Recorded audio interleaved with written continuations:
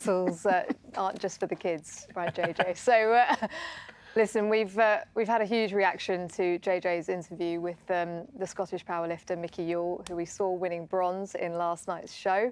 Micky was competing in the heavyweight class in what he said was his final Commonwealth Games. So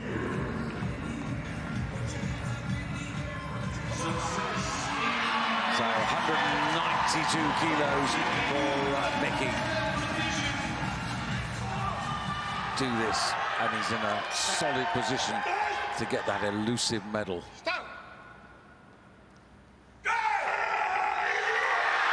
That's a good lift, I'll give that. Good lift, it's a good lift. I love Micky. He's almost thumping it, saying, "You dare give me a red. You dare do that to me."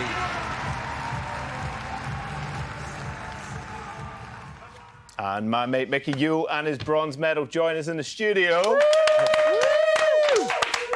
Right, I've got the tissues. We need them. Mate, thank you so much for coming in. I bet you've had an absolute whirlwind of a day today. Before we get into that, it's great being able to watch the stuff back with someone. Like, what's it like watching that? Do you know, that's the first time I've actually seen it like that. And I'm actually trying to judge my lift. Oh, right. I know how heavy it felt. It seems to look like it was a lot easier than what it felt on that night. But it was a great lift. There was a lot of pressure on that. I knew it was a medal lift. I had to make sure I was really intense and really getting into it, and I managed to pull it off for once. Yeah. What's going on backstage? Because you have a bit of time to obviously wait. This is your third Commonwealth Games. You're trying to get a medal for the first time.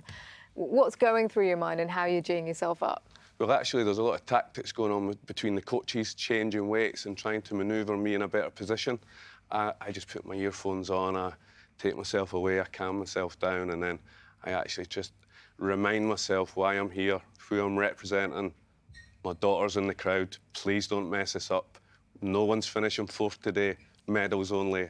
That was the attitude I had. Mate, you've got a career in, like, the WWE, because the way that you work a crowd, like, coming out there, getting everybody behind you. Absolute scenes, pal. You really worked it. What was that atmosphere like, which you were creating? Well, I knew that there was a big English support there from my big friend Liam. Yeah. But I had a lot of family and friends there, and I thought, just the Birmingham crowd I've seen are cheering everybody. So I knew that they would cheer me. I just needed to whip them up a bit. And I think I actually speak to myself when I'm doing that. I'm actually shouting at myself more than the crowd, just to remind myself to perform. This could be your last games. No more fourth places, Micky. Don't wake up tomorrow regretting nothing. So I am shouting, but I think if there was a mirror there, I'd be shouting at myself. And what did it mean to have Tilly there? I seen her straight away. I didn't want her to get a little bit frightened by me shouting. She doesn't see me that aggressive, and she's not been in a competition since she was really little, so I was trying to give her a little wave and then calm her down, and then obviously I need to get myself hyped up. So it was amazing to see her, and all my lifts are for her. Hey, so beautiful. She was crying just as much as we were. Well, I know, exactly. In the studio. I mean, everybody knows what my feelings were about what happened yesterday, but I mean, with 24 hours to reflect now, like, how does it all feel? Finally, because one of the things that I just think this is a great sporting story, you know, to come so close for 2 Commonwealth Games, to finish fourth, to finally do it. Like, how does it feel? Well, it just shows you're not about giving up, because I've been in some horrible, dark places, especially around Glasgow. It was all new to me, and those Glasgow Games in 2014 came quick, and I thought, man, this is my time to medal. And actually, I picked up an injury, and I couldn't get it done. The place was packed, so it's been haunting me a little bit. And sometimes I thought I was cursed by these games, so to actually perform and get it, I feel it's a relief off my shoulders.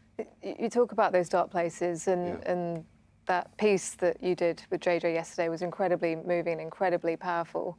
But you've been in those dark places before, so what does being in the military and what you've been through kind of prepare you for these sorts of situations and teach you about who you are as a person?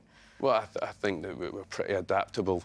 Obviously, you don't want to put yourself in that situation that me and JJ found ourselves in, but when you're there, sometimes you've got no choice. You want to try and represent your family and your friends and move forward. And if you've got a choice, we had friends that might not have that choice. They might be in wheelchairs and have a spinal injury and they'll never walk again. So I was only a double amputee. I could put prosthetics on and walk. They would have done anything to walk. So I was going to make sure every day, step forward, doesn't matter how much it hurts, just move forward, move forward. You flip that into sport, then if you can take all those like compound, like foundations you've got in the military, it's quite easy to bring it to sport. Yeah. Stay accountable, make sure you turn up every day, try your hardest and make sure you represent who you are. I mean, the other thing as well is that there are people that had no choice as well, those that aren't here anymore as well. Yeah. And I know that that's the real thing that drives us a lot of the time.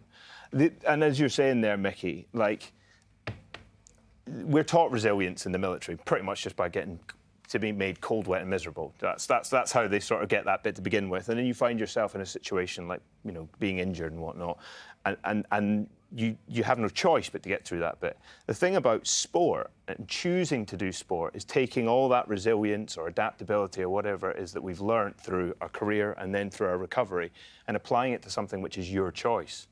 And then the real trick is learning that actually you can choose to apply that stuff to anything, and it's what comes beyond that. And like, we both came through the Invictus Games, and that's really what the bedrock of that competition is. It's about taking someone and rekindling the fire, giving them, you know, it's not recreating them.